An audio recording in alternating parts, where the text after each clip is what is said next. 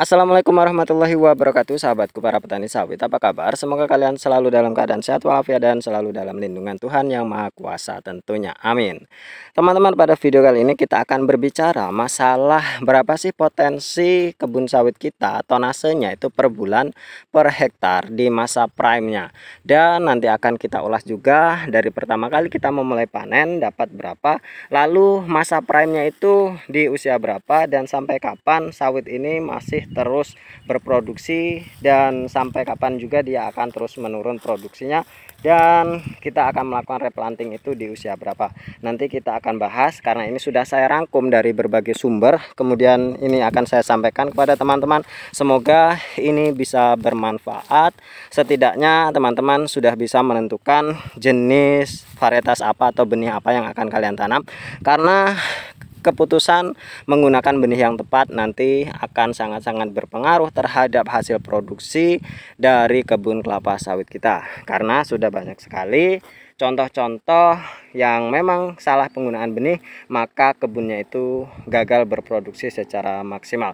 Tentunya dalam waktu yang cukup panjang dengan pengorbanan yang cukup besar, ketika kita tidak mendapatkan hasil yang optimal, saya rasa itu adalah sesuatu yang sangat-sangat merugi bagi kita.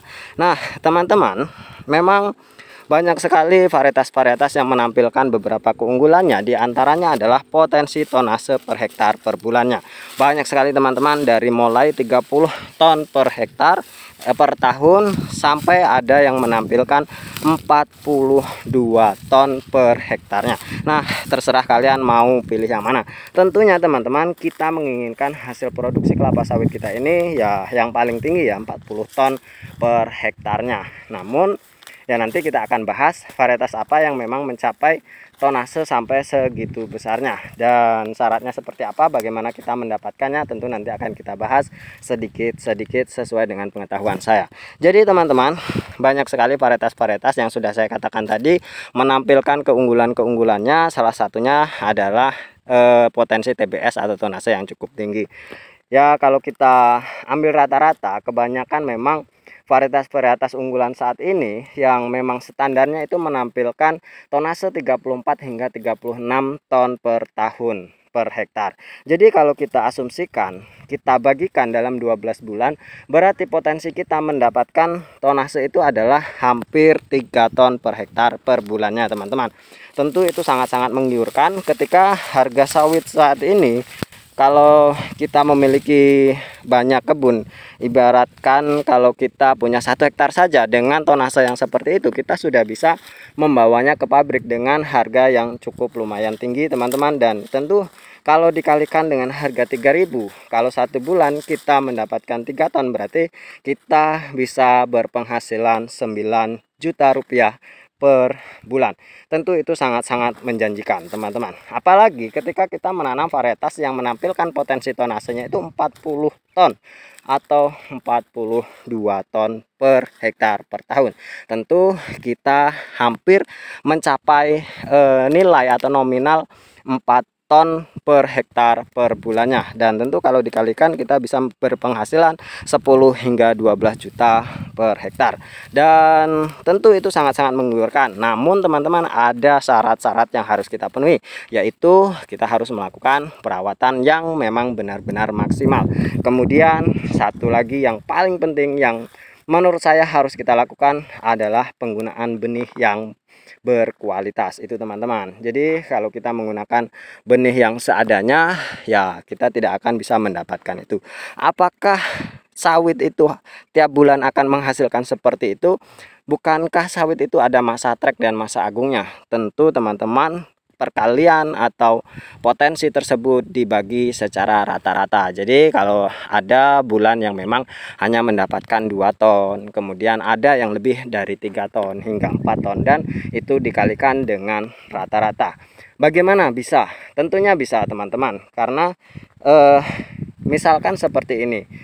Kalau 1 hektar kita tanam dengan populasi 143 batang, oke lah, per sekali panen itu 100 janjang kita turunkan. Dan kemudian kalau perjanjangnya itu itu janjangnya beratnya 15 kg, tentunya kita akan mendapatkan 1,5 ton, dan itu sangat-sangat masuk akal. Namun dengan syarat sawit kita memang semuanya berbuah dan memang berbuah secara maksimal. Itu ya menurut saya sangat-sangat mungkin sekali. Nah, ada yang berkata punya saya sekian hanya mendapat sekian. Ya tentunya beberapa faktor yang saya sebutkan tadi harus dipenuhi syaratnya, yaitu penggunaan benih yang baik dan memang perawatan yang baik pula. Benih apa sih yang sampai mencapai 40 ton per bulannya teman-teman? Di brosur itu ada salah satunya yang saya tahu adalah Verdant Select.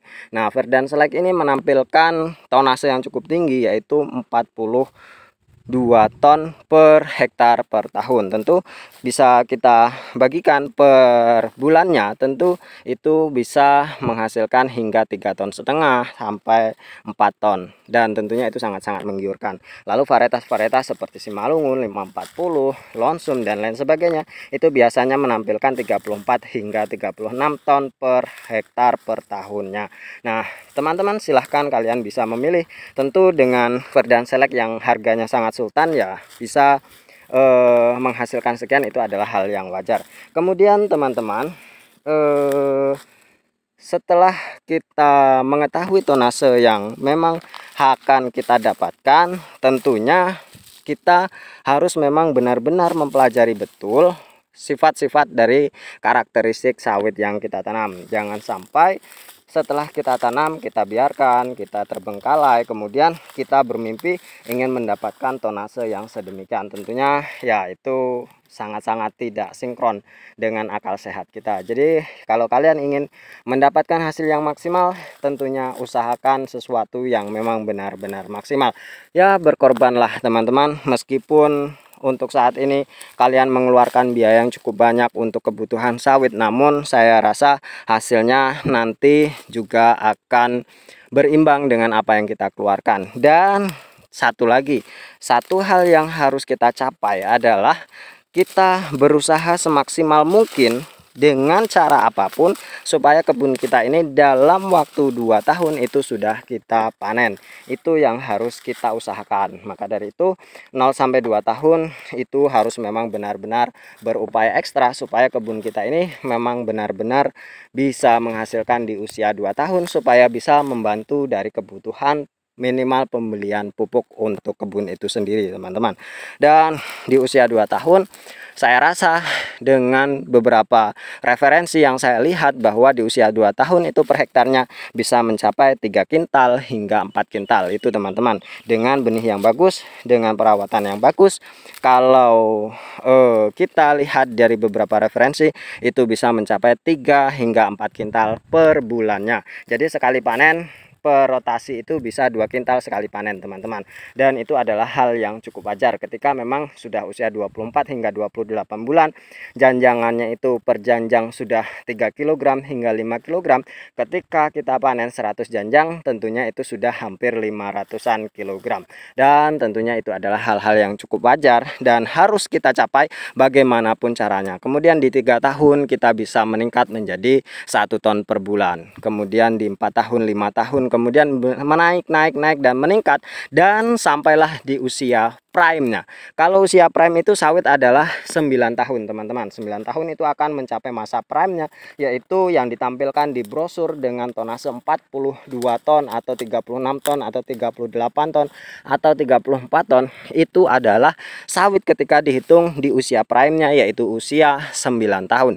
Nah, nanti di usia 11 tahun hingga 15 tahun itu akan menurun dan hingga umur 20 tahun itu akan terus menurun, dan pada akhirnya di usia 25 hingga 30 tahun sawit itu sudah waktunya untuk direplanting kembali. Jadi kalau kalian tanam sekarang di usia 30 tahun, kalian 60 tahun baru akan mereplanting lagi, dan itu pun kalau panjang umur sawitnya maksud saya. Mungkin hanya ini teman-teman, terima kasih atas perhatiannya, semoga bermanfaat. Wassalamualaikum warahmatullahi wabarakatuh.